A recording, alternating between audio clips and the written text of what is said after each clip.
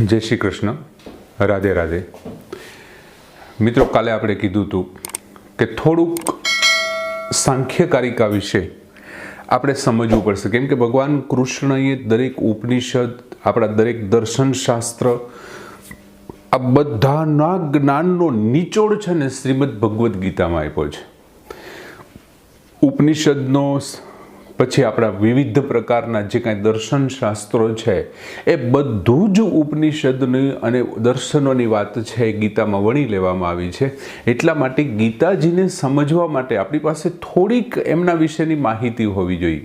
જે આપણા વિવિધ દર્શન છે, દર્શનશાસ્ત્ર છે, એમાં એક આપણું સાંખ્ય દર્શન છે, મીમાંસા છે, ઉત્તર અને પૂર્વ મીમાંસા છે, આપણે જેને વેદાંતીઓ તરીકે ઓળખીએ છીએ તે. હવે એમાં એવું છે કે વેદાંતીઓના કહેવા પ્રમાણે આ સૃષ્ટિની શરૂઆત છે એ ભગવાનથી થઈ છે, બ્રહ્માએથી કરી છે અથવા તો પરબ્રહ્મે કરી છે, અને માત્ર એક અને એકમાત્ર એમનું કારણ છે. અને સાંખ્યકની દ્રષ્ટિએ આ સર્ગ, એ લોકો સૃષ્ટિને સર્ગ નામ આપે છે, અને એમની શરૂઆત છે એ માત્ર કોઈ એક વ્યક્તિ કેવી રીતે કરી શકે? જે વસ્તુ નિર્જીવ છે એ નિર્જીવમાંથી સજીવ કેવી રીતે જન્માવી શકે, અથવા તો જે સજીવ છે એમાંથી નિર્જીવ કેવી રીતે બની શકે? આવા એમણે ઘણા બધા કારણો આપ્યા છે.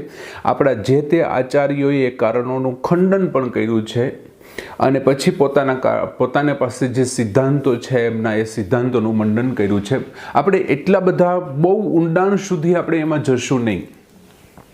આપણે જે આમની મુખ્ય આપણે જરૂર છે, દાખલા તરીકે આપણે 12મો શ્લોક સમજવા માટે જે વિવિધ પ્રકારના શરીરની આપણે વાત કરી હતી, એ ત્યાં સુધી તમારા મનમાં એ કન્સેપ્ટ ક્લિયર ન જ થાય જ્યાં સુધી અમુક થોડીક માહિતીઓ ન હોય. હવે એ માહિતી ખરેખર છે શું? તો સીધા જ આપણે પ્રબાના સાંખ્યની અંદર પ્રવેશ કરીએ તો સાંખ્ય એટલે ખરેખર સંખ્યા બતાવે છે. એક રીતે જોઈએ તો આમની અંદર સંખ્યા છે, એમાં કોઈ મિનમેખ વગરની વાત છે. હવે શું સંખ્યા છે, કેની સંખ્યા છે? હવે સાંખ્ય એમ કહે છે કે એક તો વેદાંતીને આપણે અત્યાર સુધી જોયું કે આત્મા અમર છે, અજર છે, અને અવિનાશી છે, અને અજન્મા છે. હવે જે અજન્મા છે એટલે બીજો મુદ્દો આપોઆપ સાબિત થાય છે કે એ અમર છે. એમ જે અજન્મા છે એનું મૃત્યુ થતું જ નથી, કેમ કે જન્મ તો નથી. આ વસ્તુને સાંખ્ય પણ સ્વીકારે છે. હવે આપણે જેમને આત્મા કહીએ છીએ, સાંખ્ય એમને શું કહે છે? પુરુષ કહે છે. શું કહે છે? પુરુષ. હવે એમની સામે એક બીજું તત્વ, સાંખ્ય એક આ નવું તત્વ સ્વીકારે છે.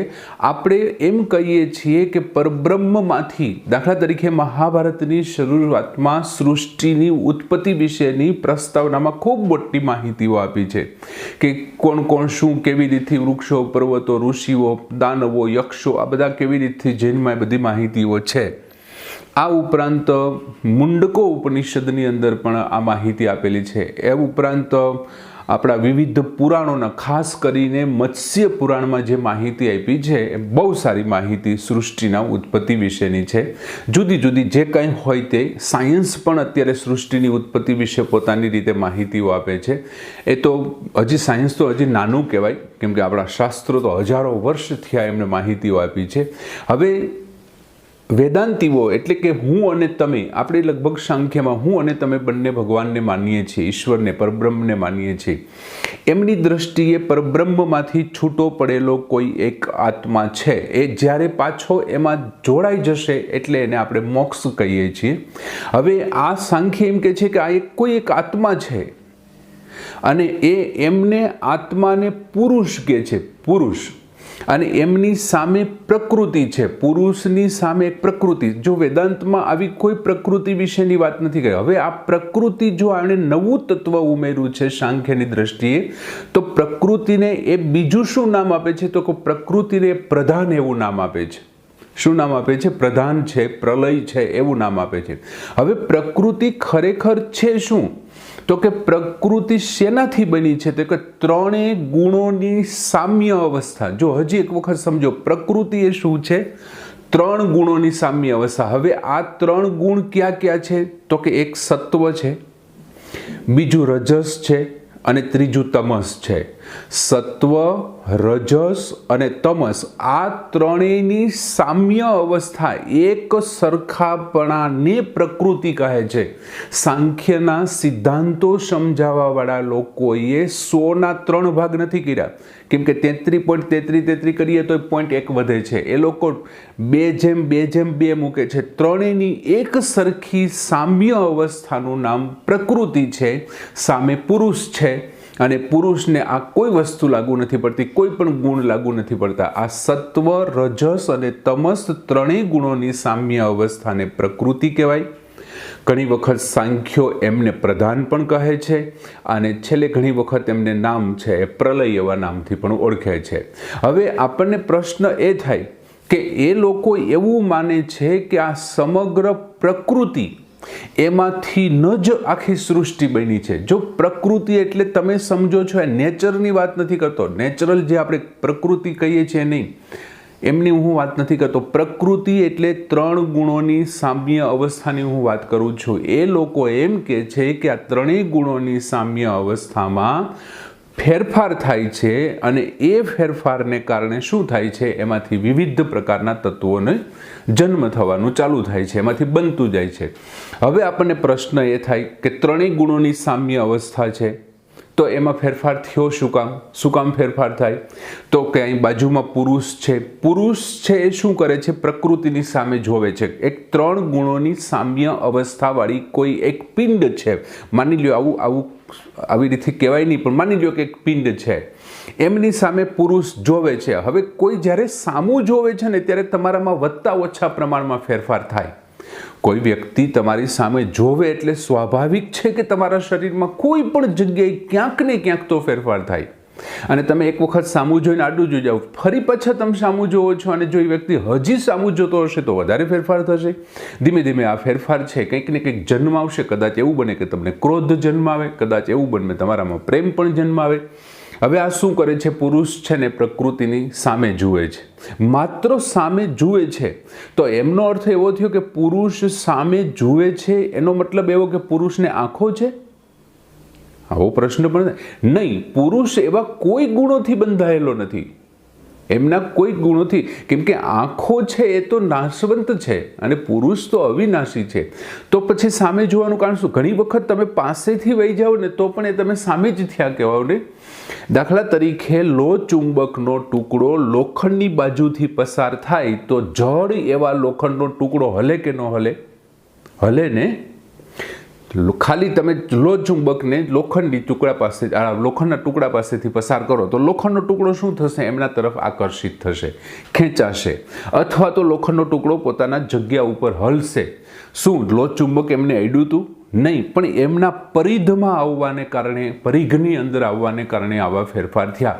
સેમ ટુ સેમ ફેરફાર આવતા. ઘણી વખત શું થઈ છે, ક્રિયાઓ એટલી બધી એમની રીતે થતી હોય ને પણ શેને કારણે? દાખલા તરીકે તમે ઘરે છે, બહેનોને ખાસ ખબર હોય, પ્લેટફોર્મ ઉપર ગરમ કરેલું દૂધ એ એમને મૂકી દે, એકદમ મસ્ત મજાનું ચોખ્ખું દૂધ એ મૂકી દે. થોડી વાર પછી એમાં તર જામી જાય છે કે નહીં? તો આ તર ક્યાંથી આવી? ધીમે ધીમે એમના ઉપર ઠંડા વાતાવરણે અસર કરી અને એ અસર ખાલી માત્ર વાતાવરણના સંસર્ગમાં આવવાથી તર છે એ જન્મી છે. એમ પુરુષના સંસર્ગમાં આવવાથી પ્રકૃતિના ત્રણેય ગુણ એટલે સત્વ, રજસ અને તમસ, આ ત્રણેય ગુણોના સામ્ય અવસ્થામાં ફેરફાર થાય, એની સમાનતામાં ઊંચા નીચું થાય. કદાચ એવું બને સત્વ વધી જાય, રજસ વધી જાય, તમસ વધી જાય, અથવા તો સત્વ ઘટી જાય, તમસ ઘટી જાય. ત્રણેય ગુણોની સામ્ય અવસ્થામાં ફેરફાર થવાને કારણે એમાંથી પ્રકૃતિમાંથી મહત તત્વનો જન્મ થાય છે. હવે જો સત્વ તત્વ છે એમનું મૂળ વૃત્તિ શું છે, એમનો ગુણ શું છે? તો કે પ્રકાશ છે. સત્વ તત્વ છે, પ્રકાશ અને જ્ઞાન એમનો મૂળ સિદ્ધાંત છે, ગુણ છે. રજસ તત્વ છે એમનો સિદ્ધાંત શું છે? તો કે ક્રિયા છે, ક્રિયાત્મકતા એ રજસ. ઘણી વખત તમને એમ કહેતો હોય કે બહુ પ્રયત્નશીલ હોય ને તેમ કે આ રજસ પ્રકૃતિનો માણસ છે. અને તમસનો ગુણ શું છે? તો કે અવરોધ પેદા કરવો. કોઈ દરેક વાતમાં અવરોધ, દાખલા તરીકે રાક્ષસો ઋષિઓના કાર્યોમાં અવરોધ પેદા કરતા, એટલે એને તામસી લોકો કહેતા, કેમ કે આનામાં તમસ ગુણ વધારે છે. ઋષિઓ સતત જ્ઞાનની ઉપાસનામાં મશગુલ રહેતા, એટલે એ સત્વગુણી હતા. અને રાજર્ષિઓ છે, રાજા છે, પોતાના માટે નહીં આખી પ્રજા માટે સતત કામ કર્યા કરતા, એટલે રજસ પ્રકૃતિનો માણસ થયો. આ ત્રણેય ગુણોની બે જે ત્રણેયમાં સરખું હતું, 2:2 હતું, એ જેવું પુરુષે પ્રકૃતિને સામે જોયું અને એ ત્રણેય ગુણોની સામ્ય અવસ્થામાં, કદાચ એકમાં 1.5 થઈ ગયું, એકમાં 1.25 થઈ ગયું, એકમાં 3 થઈ ગયું, માની લો કે જે કાંઈ થયું, કોનામાં શું થયું આપણે મહત્વનું નથી, પણ ત્રણેય ગુણોની સામ્ય અવસ્થામાં ફેરફાર થયો, એને શું કહીએ છીએ આપણે કે વિકાર થયો. અને વિકાર થયો છે ને એટલે કંઈક નવું જન્મ આવશે. હવે આપણને એવું પ્રશ્ન થાય કે આવું થઈ શકે ખરું? ત્રણેય ગુણોથી કોઈ વસ્તુ જન્મી શકે? તદ્દન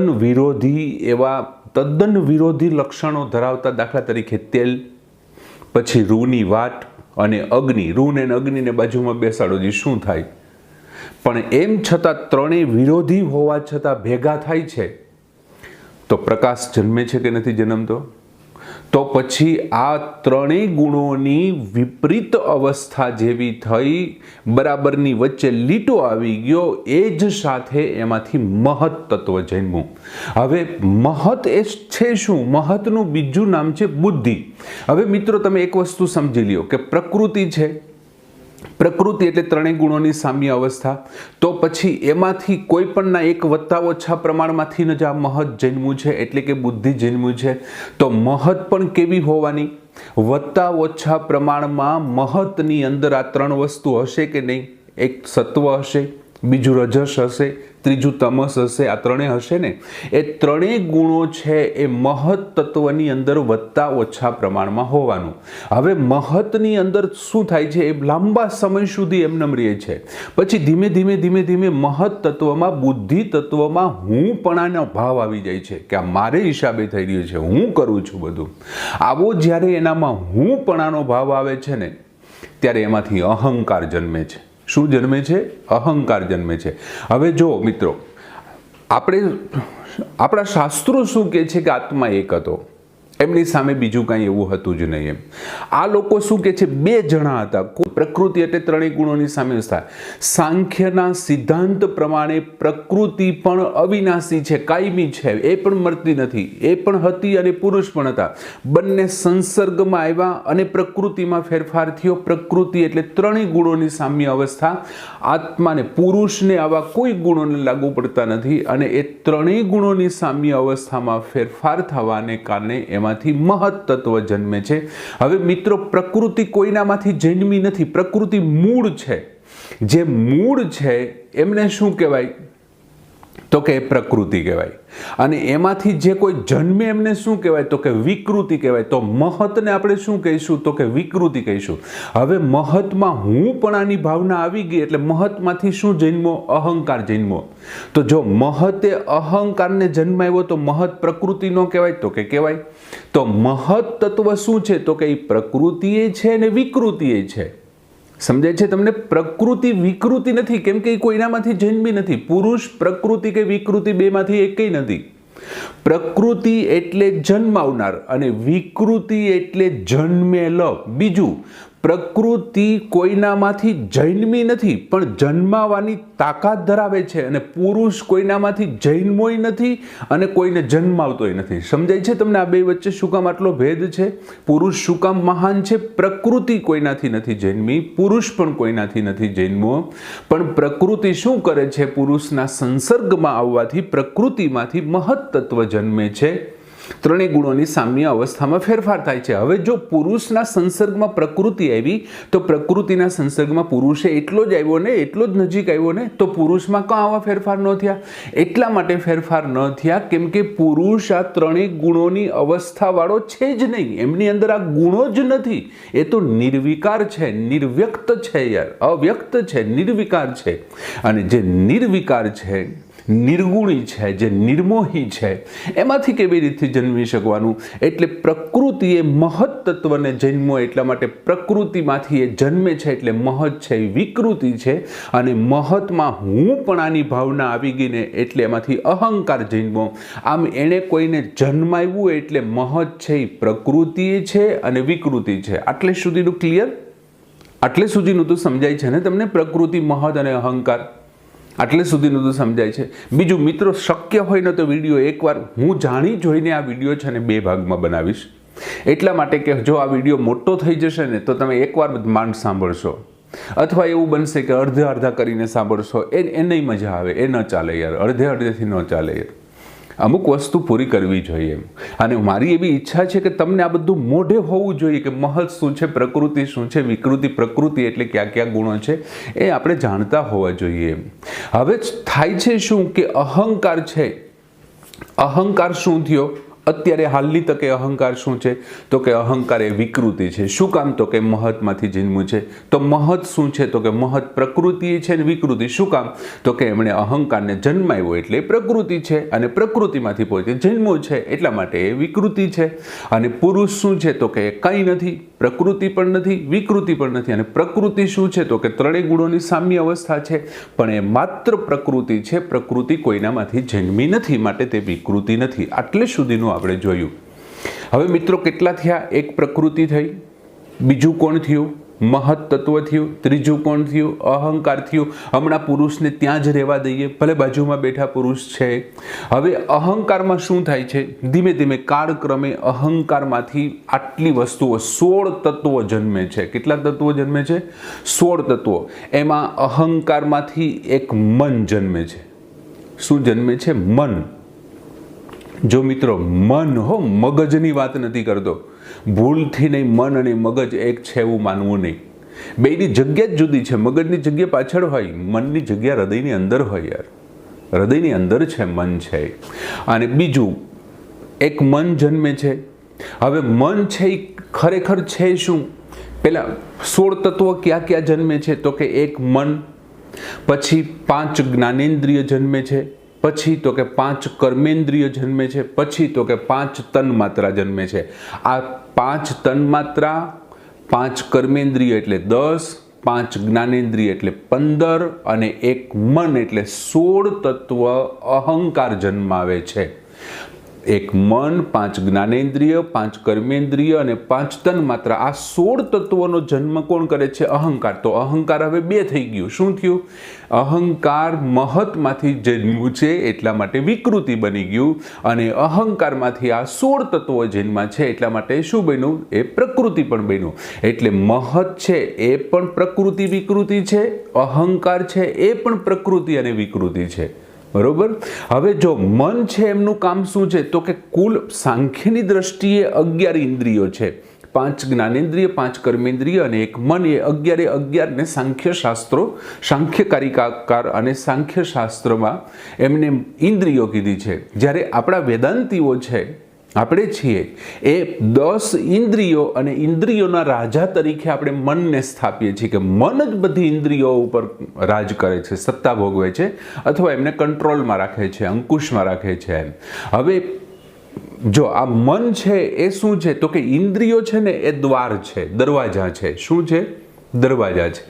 અને મન છે ને એ એમનો દ્વારપાળ છે, ડોરકીપર તરીકેનું કામ કરે છે. મન છે ઇન્દ્રિયોની અંદર કોઈને જવા દેવા, અથવા કોઈને બહાર નીકળવા દેવા, અથવા પોતે ઈચ્છે એને જવા દે, આ કામ કોણ કરે? દ્વારપાળ કરતો હોય, ડોરકીપર કરતો હોય.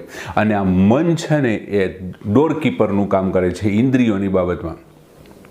બીજું, ઇન્દ્રિયો પાસેથી મન જે કાંઈ માહિતીઓ મેળવે છે, ઇન્દ્રિયોની માહિતી પરથી મન છે ને વિચાર કરવાનું કામ કરે છે. શું કરવાનું કામ કરે છે? વિચાર કરવાનું.